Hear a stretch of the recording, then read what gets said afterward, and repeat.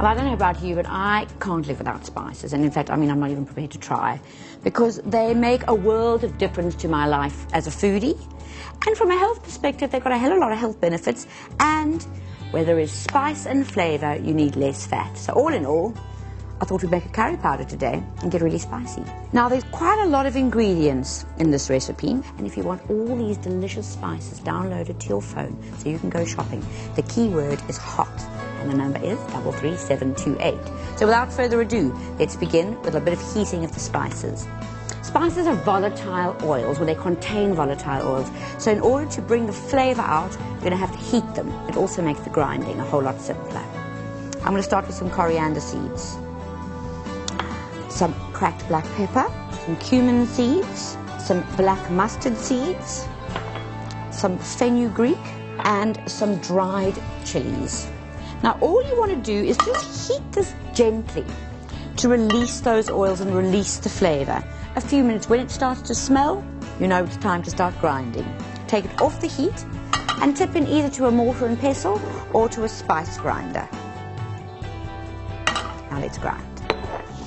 And I have to be honest, this is a bit of a labour of love. So if you've got a hand blender or a spice grinder, please feel free to use it. You don't have to go the old-fashioned route.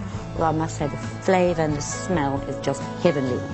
So grind it to your best of your ability. It doesn't have to be absolutely into powder, but just so you've got the sort of gist of the matter going. And then you're going to add some of the already ground spices.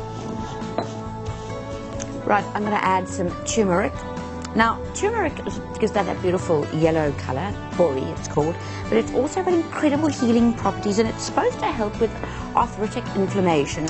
I've also got garam masala, and garam masala is sort of a ready blended spice, very delicious and very aromatic and very important. I've also got some ground ginger, which we know is terribly good for all sorts of stomach ills and also an anti-inflammatory.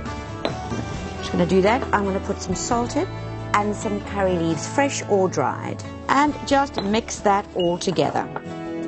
Now what you sit with is a beautiful curry spice, your own one, not one you're going to buy from the shops, one that you have personally blended with love and care.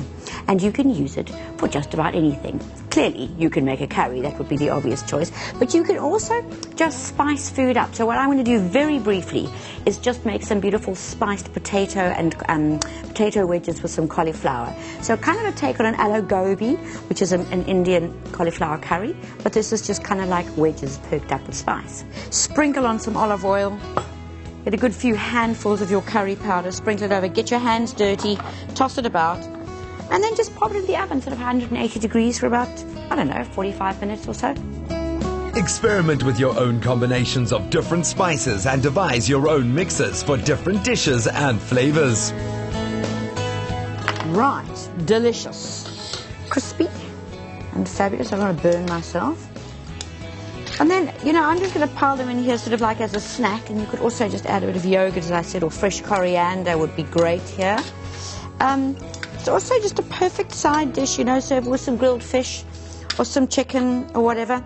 Really what I'm trying to say is that with a whole lot of beautiful spice, you can do just about anything, and you really can transform the ordinary into something kind of really quite special. Enjoy it.